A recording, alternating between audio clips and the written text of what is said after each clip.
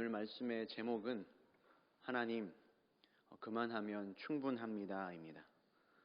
그런데 오늘 이 말씀의 제목을 그냥 무미건조하게 읽을 수 있는 게 아닌 것 같습니다. 한껏 우리의 격앙된 마음과 또 감정과 그 목소리를 담아야 하지 않을까 싶어요. 하나님, 그만하면 충분하지 않으십니까? 여러분, 이런 고백을 하나님께 올려보신 적이 혹시 있으신가요? 하나님을 믿는 나에게 어떻게 이런 일이 있을 수 있습니까? 하나님, 어떻게 주님을 믿는 가정에게 이런 환난과 고통이 있을 수 있는 것이죠? 하나님, 왜 나입니까? 하나님, 왜 나입니까? 긍휼을 구하고 아무리 간절히 기도를 해도 하나님은 나를 잊으신 것 같고, 아무리 기도를 해도 하나님은 답이 없으시고 여전히 그 얼굴은 숨겨져 있는 듯, 돌려진 듯 침묵만 되돌아올 때가 있습니다. 저도 요새 이 성도의 교제간에 이 질문을 좀 다시 하게 되었습니다. 하나님, 도대체 어떻게 이렇게 대접하실 수가 있습니까? 저분이 하나님을 그렇게 사랑하는 것 알고 계시지 않습니까? 하나님, 저분에게 어떻게 이런 일이 있을 수 있는 거죠? 인생의 절망과 또 예기치 못한 고통과 실패, 또 질병, 그리고 사랑하는 사람의 죽음으로 참 우리는 기도할 힘마저 잃어갈 때가 참 많습니다. 감사와 찬양은 점점 빼앗겨만 가고 살아갈 힘도 없고 또 죽을 힘마저 없습니다. 이 왼편을 바라보면 죽음이고 절망인데, 그렇다면 이 오른편에는 분명히 하나님이 계셔야 하는데 그 하나님의 얼굴이 보이지를 않는 겁니다. 이해할 수 없는 문제들로 하나님께 수도 없이 질문해보고 또 여쭈어보지만 그 마음의 근심만 더 늘어가고 답답해지는 것을 경험합니다.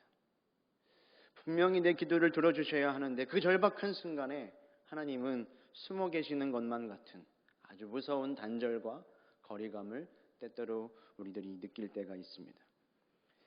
제가 이 마음을 또 지난주 인도에서 선교 사역을 하시는 그 김수조 목사님의 간증과 또 선교 보고를 들으면서 생각이 났습니다. 목사님께서 딥학이라고 하는 그 한 청년의 이야기를 들려주신 걸 다 기억하실 겁니다. 이 청년은 아주 신분이 낮은 힌두교 가정에서 태어났습니다. 부모가 배우지 못했고 가진 것도 참 없었습니다. 당연히 이 청년도 제대로 교육을 받아본 일이 없었죠. 다 장성한 후에야 검정고시로 간신히 그 기본적인 학업을 마무리할 수 있었습니다. 꿈도 없었고 희망도 없었고 미래에 대한 계획도 없었습니다. 그랬던 이 청년이 어느 날 복음을 듣고 예수 그리스도를 인격적으로 만나게 됩니다. 영접하게 되었습니다.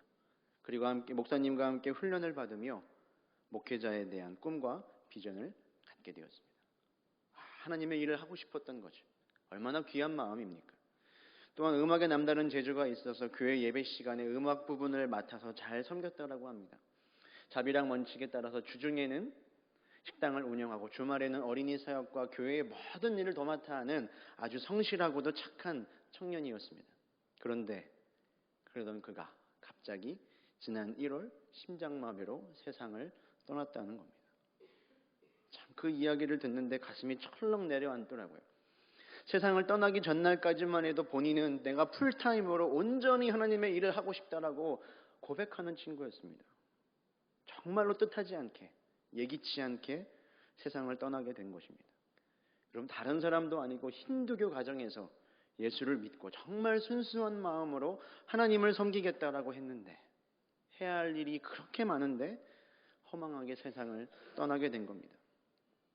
이 젊은 청년의 죽음 앞에서 목사님이 왜? 라는 질문을 멈출 수가 없었다고 이야기를 하셨죠. 왜? 하나님이 왜입니까? 하나님 어떻게 이러실 수 있는 겁니까? 끝도 없이 질문을 하셨다고 했습니다. 내용은 전혀 다르지만 지난주 토요일에 저희 교회 청년 하나가 저에게 또한 비슷한 고백을 하나 했습니다. 그 얘기를 듣자마자 제가 이거 수요 예배 해야겠다 이야기가 생각이 나서 그 청년에게 동의를 구하고 이야기를 해드리도록 하겠습니다. 지난주 토요일에 그 청년이 교회 아침에 일찍 오려고 버스를 기다리고 있었습니다. 버스를 기다리면 그 정류장에 알림판이 있잖아요. 언제 도착하는 그 알림판이 있죠. 근데 본인이 타야 하는 버스가 정확하게 곧 도착이라고 써 있었다는 거예요. 그래서 곧 오겠구나 기다리고 있는데 시간이 20분이 지나도 도대체 이 버스가 오지를 않는다는 겁니다. 내가 지금 빨리 가야 하는데, 다른 데도 아니고 교회 가려고 하는데 나한테 왜 이러는 거야? 이 친구 안에 불이 올라오기 시작했습니다. 아마도 이 일뿐만 아니라 여러 가지 일이 겹쳤던 것 같아요. 그래서 정확하게 이 친구의 그 행동까지 따라하자면 이렇게 했다고 합니다. 바닥을 일단 2번 구르고 옆구리에 손을 대고 하나님께 외쳤대요. 하나님, 나한테 왜 이러시는 거예요? 하나님 이러실 거예요? 제가 교회 간다고 했잖아요. 하나님 누구 편이세요? 라고 이야기했다는 겁니다. 참 이렇게 정도의 차이는 있지만 하나님의 그 얼굴이 보이지 않는, 이해되지 않는 고통과 좌절을 경험해 보지 않은 사람은 아마 없을 겁니다. 진짜 내 기도를 들어주셔야 하지만 오랫동안 기다렸음에도 불구하고 응답해 주시지 않는 때도 있죠. 기도를 해도 아무런 차이가 없는 것 같고 기도를 안 해도 결과는 그대로가 아닌가 싶기도 합니다. 그런데 성경을 생각해 보면 성경에 나오는 많은 믿음의 사람들도 하나님이 그렇게 보이지 않는 답답한 순간들을 많이 경험을 하게 됩니다. 대표적인 인물들 가운데 하나가 바로 하나님께서 사탄 앞에서 칭찬하시던 욥이죠. 사탄이 하나님 앞에 나아가서 이야기를 합니다. 저 사람 욥은 하나님께서 제일 가는 부자로 만들어 주셨기 때문에 하나님을 믿고 의지하는 것입니다. 눈에 보이는 모든 것들이 무너지고 말로 다 할 수 없는 고통과 시험 속에 욥이 빠지게 되면 당연히 하나님을 버릴 겁니다 라고 참소를 합니다. 그래서 욥은 극심한 고통을 받고 하나님께 탄식을 하죠. 그때 욥기 23장에서 욥이 뭐라고 말을 하냐면 이렇게 이야기를 합니다. 내가 앞으로 가도 그가 아니 계시고 뒤로 가도 보이지 않습니다. 그가 왼쪽에서 일하시나 내가 만날 수가 없고 그가 오른쪽으로 돌이키시나 배울 수가 없습니다. 하나님이 앞으로 가도 아니 계신 거고요. 뒤로 돌아봐도 주님이 보이지가 않는 겁니다. 왼쪽에서 일해도 만날 수가 없고 오른쪽에서도 배울 수가 없는 겁니다. 하나님께서 친히 내가 주목하여 보는 자다라고 말했던 욥도 하나님의 묵묵부답을 경험하게 됩니다. 여러분, 믿음의 사람 아브라함도 마찬가지였습니다. 하나님께서 그에게 자녀를 약속해 주시죠. 근데 자녀를 약속하신 후에 그가 자녀를 바로 얻게 되지 않습니다. 25년, 20년이 넘는 그 수많은 시간 그는 하나님의 약속 하나만 들었지 그 하나님의 약속이 이루어지는 것을 보지를 못합니다. 하나님 대체 왜 나에게 약속을 하시고 이렇게 주시지 않으시는 건지 성경 가운데 이유가 나오지를 않습니다. 하나님이 그의 얼굴을 숨기신 것 같죠. 뿐만 아니라 그렇게 귀하게 주신 아들을 어떻게 하라고 말씀하십니까? 나에게 바치라고 하십니다. 그런데 거기에 대해서 또 어떠한 이론 반고 설명도 없으십니다. 하나님이 숨어 계시는 것 같았던 순간들인 거죠. 오늘 설교 제목인 하나님 그만하면 충분합니다. 이 말은 오늘 이 시편 13편을 외쳤던 다윗의 고백입니다. 1절의 말씀을 보시면 여호와여 어느 때까지입니까를 이제 유진 피터슨의 메시지 성경으로 보면 하나님 그만하면 충분합니다 라고 번역되어 있습니다. 우리가 언뜻 생각하기에는 다윗 하나님과 늘 가깝고 하나님 늘 대면하여 보기만 했을 것 같은 그 사람도 그의 일생 대부분 하나님은 그 얼굴을 보이지 않는 분이셨습니다. 하나님은 다윗에게도 응답하지 않으실 때가 있었고 설명하지 않으실 때가 있었고 숨어 계실 때가 있었습니다. 어린 나이에 다윗이 기름 부음을 받죠. 자신이 바랬던 것도 아니었습니다. 왕이 되고 싶은 마음도 없었습니다. 그러면 기름 부음 받은 후에 바로 왕이 되어야 하는데 그는 왕이 바로 되지 않습니다. 기름 부음 받은 그 사실 하나 때문에 다윗은 고향집을 떠나야 했고 가족을 떠나야 했고 사울의 칼을 피해서 긴 세월을 망명자로 살아야만 했습니다. 심지어는 블레셋 적국의 몸을 맡기며 살기 위해 그 목숨 한번 부지해 보자고 침을 흘리고 미친 척도 해야만 했습니다. 다윗의 삶을 돌아보면 하나님은 그에게도 보이지 않으셨고 응답하지 않으셨으며 이해할 수 없는 분이었다는 거죠. 그래서 다윗은 오늘 1, 2절의 말씀처럼 격앙된 목소리로 하나님께 외치고 있는 것입니다. 우리 1, 2절 말씀 한번 같이 읽어보도록 하겠습니다. 함께 읽겠습니다. 여호와여 어느 때까지니까 나에게서 어느 때까지 숨기시겠나이까?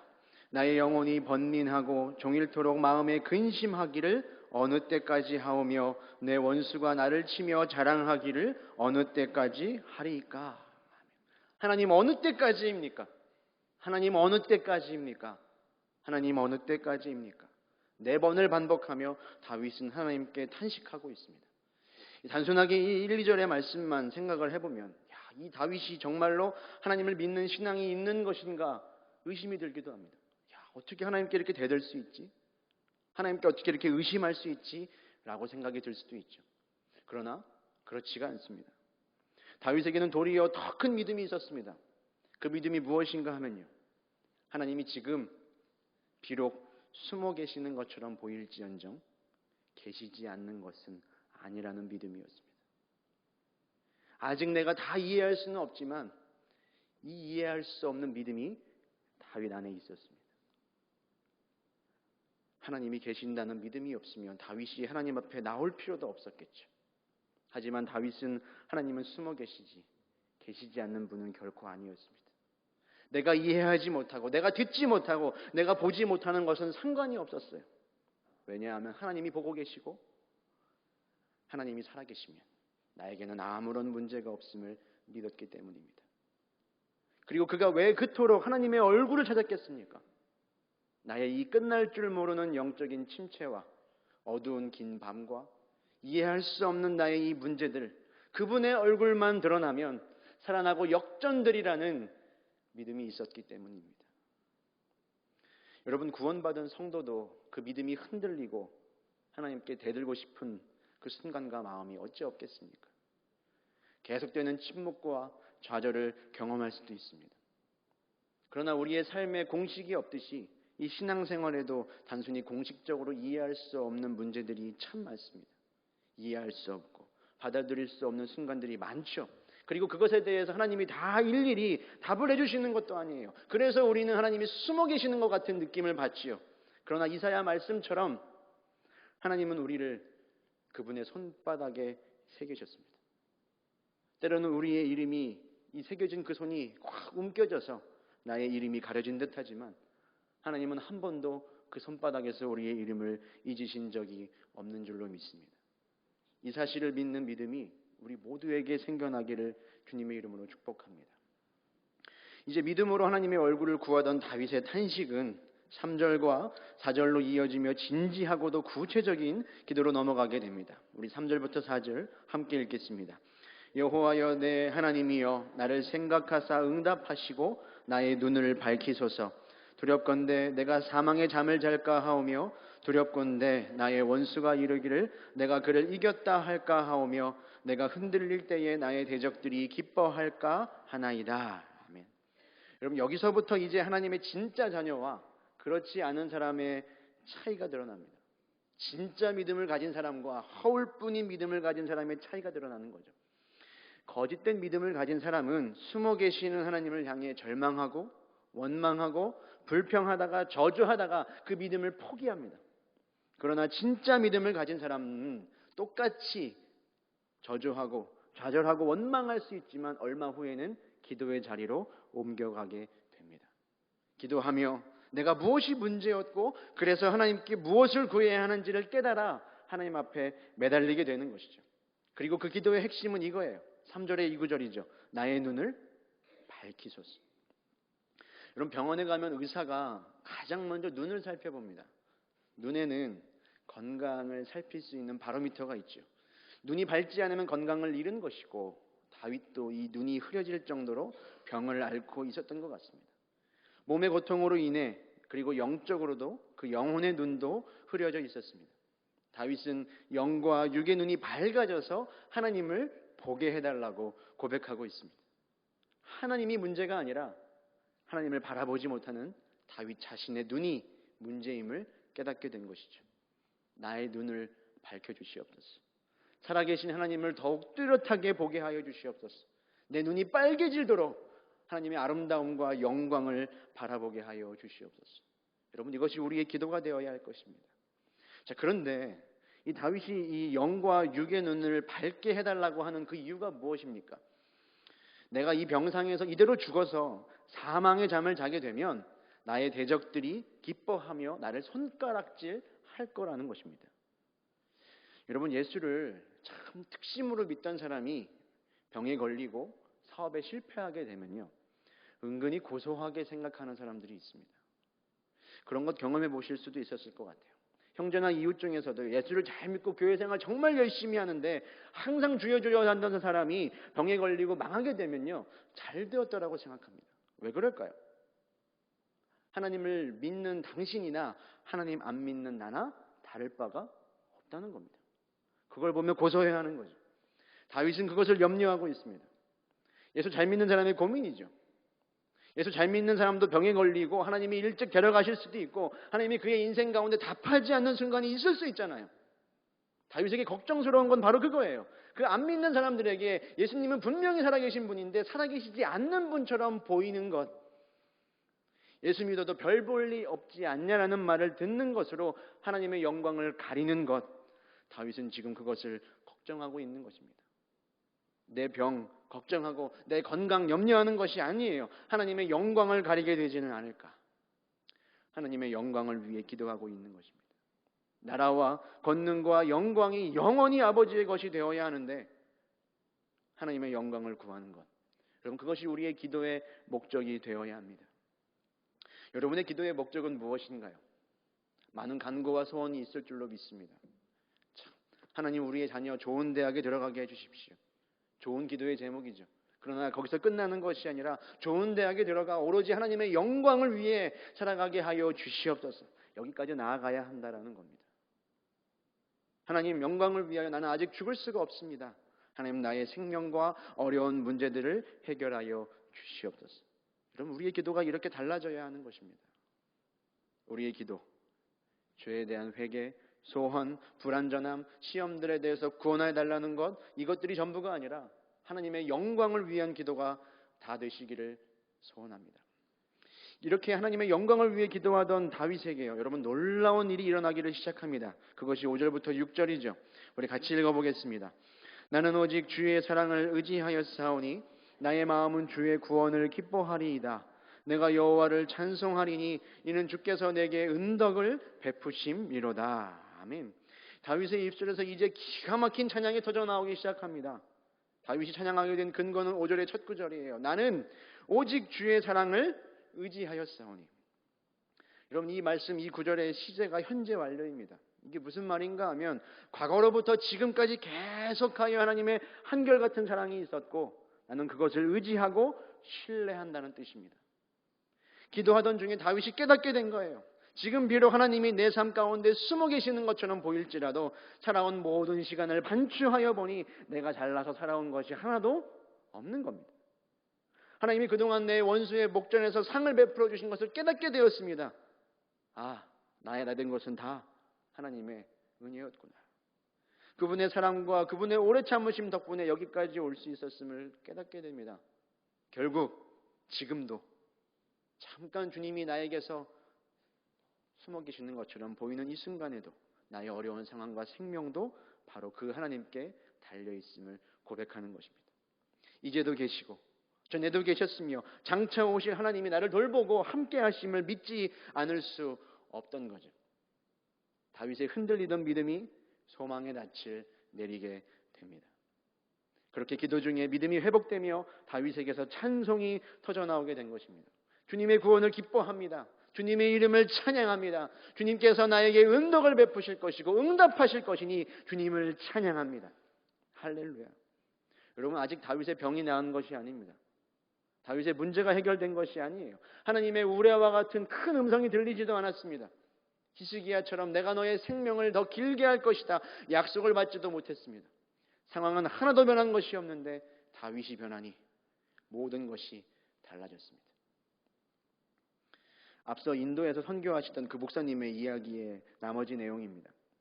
하나님께 어떻게 그럴 수 있는가 질문을 계속 던졌지만 여전히 하나님은 답이 없으셨습니다. 나사로의 기적을 기대했습니다. 하나님 일으켜 주시길 기대했죠. 기도를 뜨겁게 했습니다. 그러나 그 또한 일어나지가 않았습니다. 하지만 감사하게도 이 부모의 동의와 가족의 결정에 따라 이 장례를 기독교식으로 치를 수가 있었습니다. 마지막 하관하는 날에 모든 믿지 않는 힌두 가족들이 모였습니다. 장례를 집례하던 현지 목사님은 그들 앞에서 장례식 설교를 한 것이 아니라 담대하게 복음을 전했습니다. 그때 믿지 않던 친척들 중 일부가 죽은 청년의 관 앞에서 천사의 모습을 보았다라고 간증하셨습니다. 그 이후로 이 가정과 교회가 변화되기 시작합니다. 청년의 죽음이 헛되지 않았음을 알고 하나님 앞에 찬양할 수 있었습니다. 사랑하는 여러분, 하나님을 언제나 어떤 상황 속에서도 믿음의 눈으로 바라보며 찬양할 수 있는 그 깊은 영성의 자리로 우리 모두가 나아가게 되기를 소망합니다. 오늘 말씀은요, 1, 2절의 탄식에서 시작해서 3, 4절의 기도로, 그리고 5절에서 6절의 찬송으로 나아가는 매우 명확한 단계를 보여줍니다. 그 가운데 잘 살펴보시면 1, 2절에서는요, 먼저 입이 열립니다. 하나님 앞에 그의 마음의 모든 것을 토해낼 수 있도록 입이 열리게 되고, 3, 4절에서는 그들의 어두운 눈이 열리게 돼서 하나님을 발견하고, 5절에서 6절에서는 마음이 열려 주님을 구원을 찬양하게 됩니다. 여러분, 이것이 모든 성도가 절망 가운데 있더라도 올라가야 할 신앙의 고지입니다. 좌절과 절망의 탄식에서 기도로 옮겨가고, 그 기도 가운데 찬양이 터져 나오게 되는 것, 입이 열리게 되고 눈이 열리게 되고 마음이 열리게 되어 영혼이 소생하게 되는 것을 얻는 것, 이것이 모든 성도가 절망 가운데에서 나아가야 할 고지입니다. 여러분은 어느 기슭에 계신가요? 혹시 탄식만 하고 계시지는 않습니까? 하나님 앞에 나와 있기는 하지만 여전히 그 답답함과 원망만을 늘어놓고 계시지는 않습니까? 이제는 그 탄식이 기도로 옮겨지시기를 바랍니다. 그리고 그 믿음의 찬송으로 하나님께 영광을 올려드려야 하는 겁니다. 바뀐 상황은 하나도 없지만 그분의 인자하심을 보고 지금까지 나를 인도하신 그 은혜를 보고 찬송함으로 믿음대로 되는 것을 경험하셔야 합니다. 바울과 실라가 옥 안에서도 믿음으로 찬송할 때 옥문이 열렸던 것처럼 우리의 삶의 모든 문제들이 믿음대로 되는 것을 경험해 보시기를 바랍니다.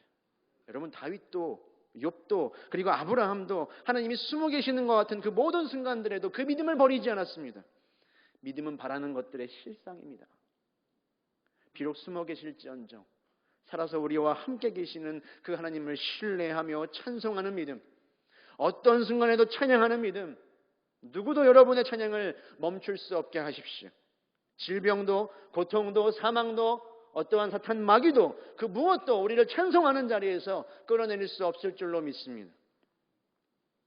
여러분, 우리의 이 탄식과 또 부르짖는 기도가요, 이 기쁨과 찬양의 영광으로 넘어갈 수 있는 가장 결정적인 다리가 무엇인지 아십니까? 오늘이 5절의 첫 구절이에요. 나는 오직 주의 사랑을 의지하였사오니. 여러분, 이 다리를 통해서만 우리가 그 찬양으로 넘어갈 수 있습니다. 주님의 사랑을 의지하는 것입니다. 주님의 사랑을 신뢰하는 거예요. 주님의 사랑의 정점이 뭡니까? 바로 십자가를 다시 생각하는 것입니다. 내가 그 십자가를 통해 받은 무엇과도 비교할 수 없는 구원, 내게 아들까지 내어주신 그 사랑을 생각할 때 여러분, 이해할 수 없는 일들, 왜 나입니까? 라는 그 질문, 어느 때까지입니까? 라는 질문, 여러분, 그것들은 다 사라지는 겁니다. 나를 위해 십자가에 달려 돌아가신 그 사랑 앞에 우리는 아무 말도 할 것이 없게 되는 것이죠. 그래서 뭐라고 말합니까? 나의 마음은 주의 구원을 기뻐합니다. 구원으로 인한 기쁨의 찬송인 것입니다. 사랑하는 여러분, 하나님이 보이지 않으실 때 보이지 않는 하나님을 신뢰해야 보이는 나의 인생이 열리는 법입니다. 하나님이 보이지 않을 때 보이지 않는 하나님을 의지해야 보이는 내 인생이 열리는 겁니다. 지금까지 하나님 그만하면 충분합니다 라고만 외쳤었다면 이제는 하나님 당신이면 충분합니다 고백하는 자리로 가게 되기를 소원합니다. 그럼 이것이 기독교의 정수입니다. 보채는 사람에게, 구하는 사람에게 무엇인가를 해결해주는 종교가 기독교가 아니라 받지도 못했고 나의 상황은 그대로이고 이해할 수 없음에도 불구하고 하나님 당신이면 충분합니다라고 찬양하는데 복음의 능력이 있는 겁니다.